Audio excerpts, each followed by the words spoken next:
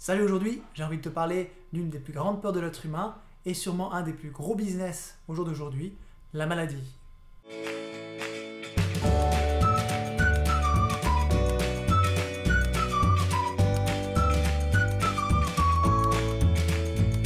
Avant d'entrer dans le cœur du sujet, je vais faire une petite mise en garde.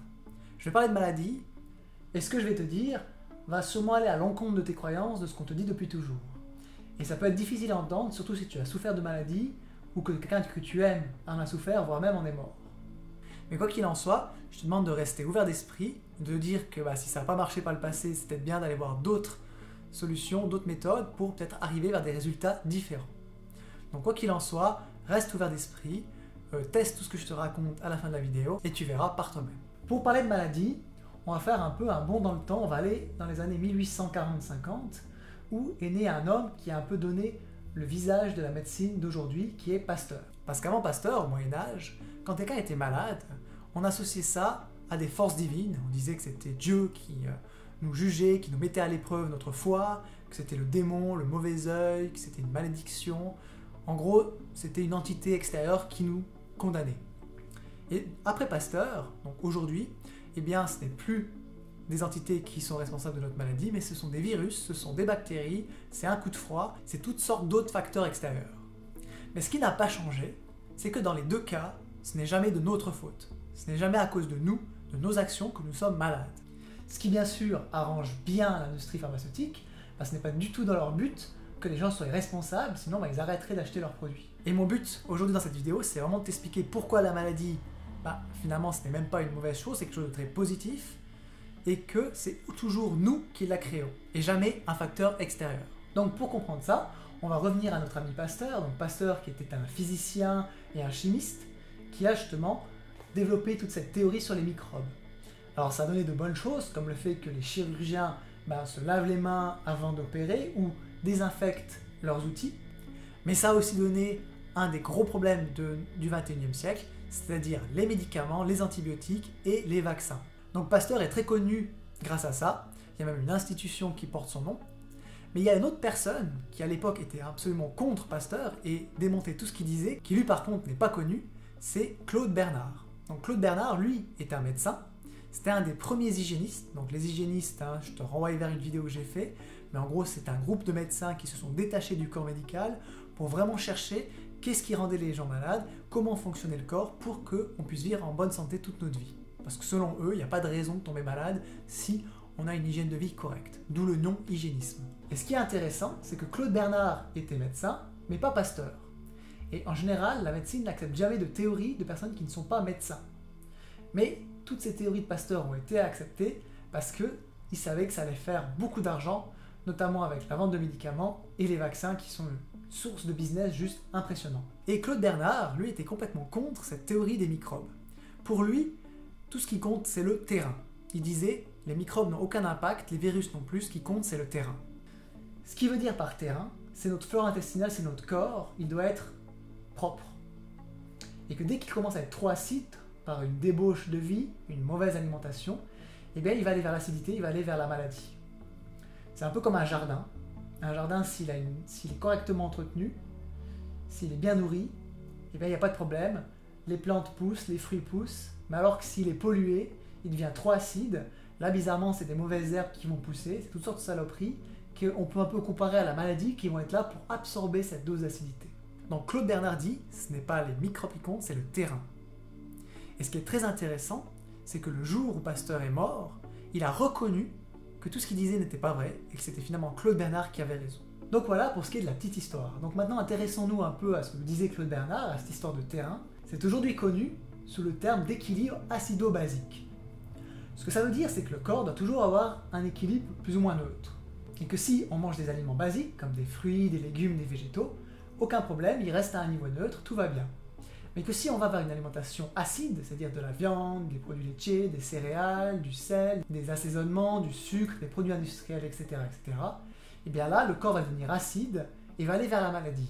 Et en fait, la maladie, c'est là qu'elle entre en jeu, c'est qu'elle va rééquilibrer cet équilibre acido-basique. C'est que le corps voit qu'il devient beaucoup trop acide, du coup il déclenche la maladie pour se rééquilibrer, pour revenir à un niveau neutre. comme j'ai expliqué avant avec les mauvaises herbes qui absorbent l'acidité dans le sol d'un jardin.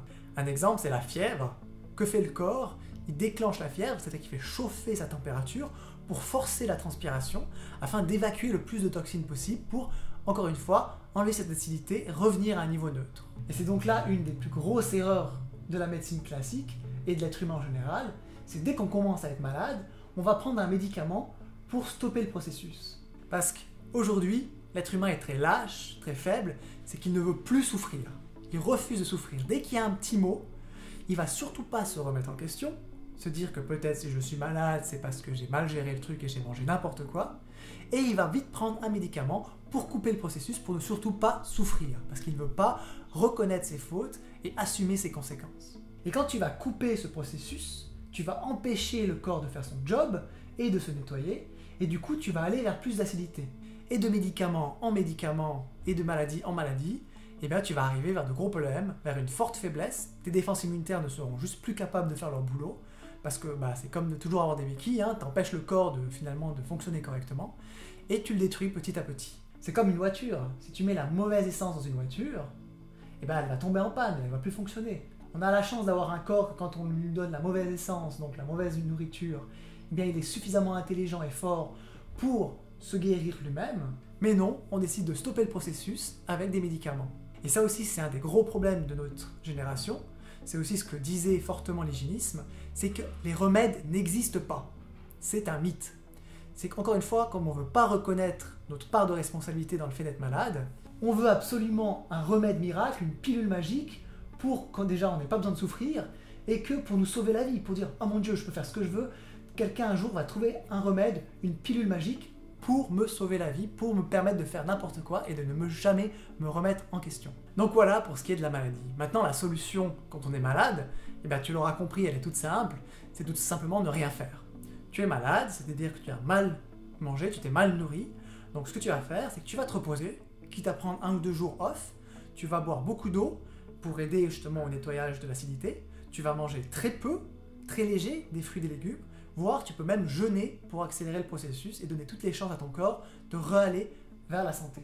Mais surtout, tu ne prends jamais de médicaments, tu ne prends aucun traitement, tu laisses ton corps faire son boulot et tout ira bien.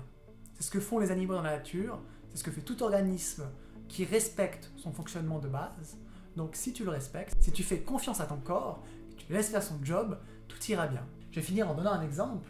Moi en général, je suis malade qu'à un certain moment dans l'année, c'est quand je vais à l'armée. En Suisse, on a l'armée, chaque année j'ai 3 semaines jusqu'à mes 30 ans, et là je reviens de mon service d'il y a quelques semaines, et après 2 semaines d'armée, j'ai commencé à être malade. Parce que à l'armée, on bouffe que de la merde, c'est que des trucs déjà préparés, des trucs emballés, des trucs trop assaisonnés, trop épicés, avec plein de chimie alimentaire. En plus on est dans un bunker, il n'y a pas d'air, les gens fument sans arrêt, un environnement catastrophique, et forcément après 2 semaines, mon corps a commencé à m'envoyer de sérieux signaux en me disant « Mec, ça devient beaucoup trop acide », on nettoie tout ça, on devient malade. Donc le lundi de la dernière semaine, j'étais pas bien du tout. Donc j'ai dit, on fait comme ça. J'ai arrêté de manger. Donc là, pendant 2 jours, j'ai rien avalé. Et après, je n'ai plus rien avalé de ce que me servaient les cuisiniers de l'armée. Et au final, à la fin de la semaine, ça allait très bien. J'ai réussi à choper quelques fruits et légumes par-ci par-là. La copine m'a envoyé un petit paquet pour m'aider. Et j'ai pu reprendre par après la vie civile sans être malade. Mais ça me permet vraiment de voir à chaque fois l'impact de la nourriture acide sur le corps. Parce que c'est que quand je vais à l'armée, c'est que à ce moment-là que je mange mal et que bizarrement, je tombe malade. Donc encore une fois, je t'invite fortement à tester tout ce que je te raconte, à aller vers une alimentation saine, à ne surtout pas prendre de médicaments quand tu es malade. On verra dans d'autres vidéos, quand on parle de maladies plus graves, on verra qu'en général, c'est pas la maladie qui va causer des problèmes, voire même qui va tuer la personne en général, mais le traitement. Quoi qu'il en soit, rappelle-toi que les médicaments, c'est pas une solution, que quand ton corps déclenche la maladie, tu le laisses faire son job, tu te reposes et tu bois de l'eau, et tout ira bien. Merci d'avoir regardé cette vidéo, n'hésite pas à la partager, et surtout, reste maître de ta santé.